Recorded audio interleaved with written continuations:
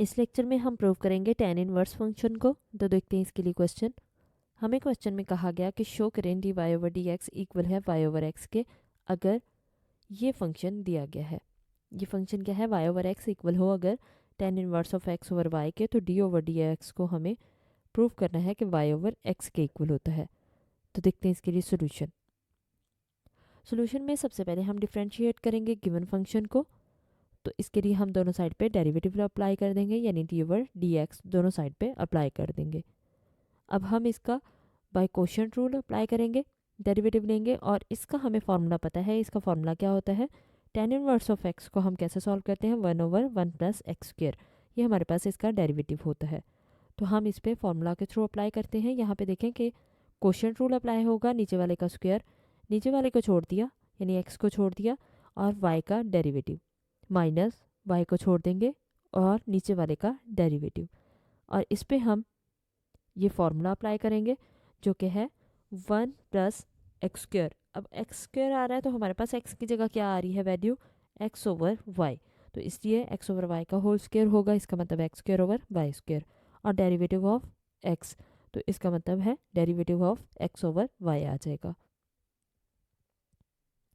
अब यहाँ पे देखें कि हम ये स्टेप मैंने आपके लिए रिपीट कर दिया है। हम इसको सॉल्व करेंगे कि x का डेरिवेटिव कितना हो जाएगा, 1। तो इसलिए यहाँ पे हमने x का डेरिवेटिव ले लिया 1, बाकी सारी वैल्यूज उसी तरह से। और नीचे यहाँ पे देखें कि डिनोमिनेटर में वाई स्क्वायर आ रहा है, इसलिए एलसीएम आ जाएगा वाई स्क्वायर। क्योंकि इसके डिनोमिनेटर में कुछ नहीं है तो ये 1 इस वाई स्क्वायर से मल्टीप्लाई होगा और यहाँ पे लिखा जाएगा। तो इसलिए y square plus x square आ गया।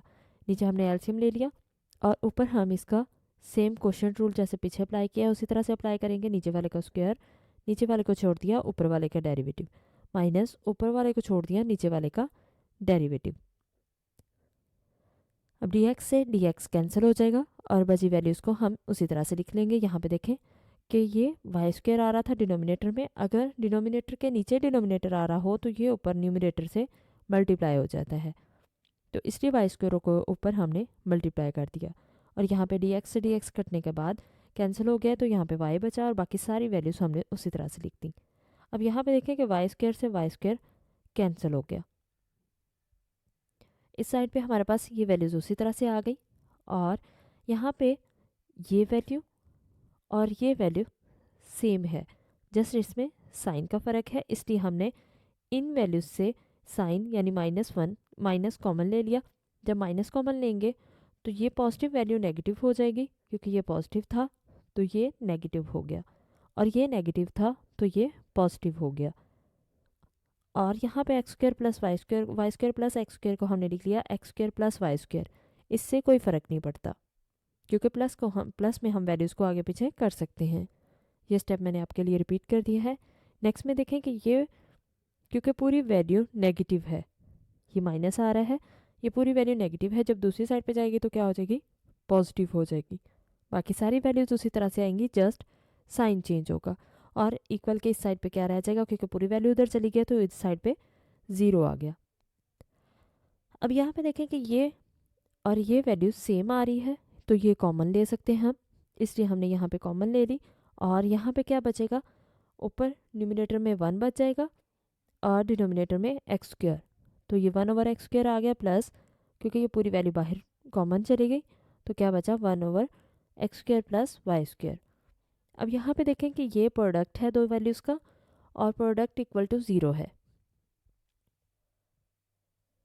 इसका मतलब या तो फर्स्ट वैल्यू इक्वल टू 0 है या फिर सेकंड वैल्यू इक्वल टू 0 है।